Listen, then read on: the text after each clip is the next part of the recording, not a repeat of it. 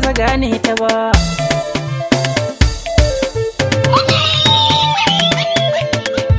Rabon ki da yin kwalliya kamar wannan an daɗe, akalla in ba mantuwa ba ya kai shekara ɗaya. A'a mai gida ka bar wannan magana, don Allah kar ka sa gari a yi mun dariya. To dai wannan ta yau rabona ne na faɗa, ba mai kallon uwar gida na gangariya. Sa wani gardi ya ganki har ma ya yi tuntuɓe ya kai na gari, wani shi ya samu abun rayuwa.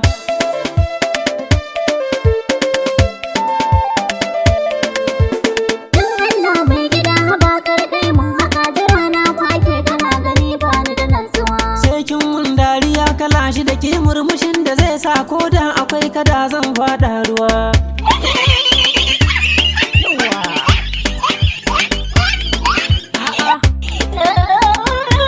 Irin wannan fara'a da gamsasshen murmushi ina hauka ne a ce in bar ki je anguwa. Na yi shiri na gama da ke zan je mai gida, don Allah taimaka ka bar ni na je anguwa.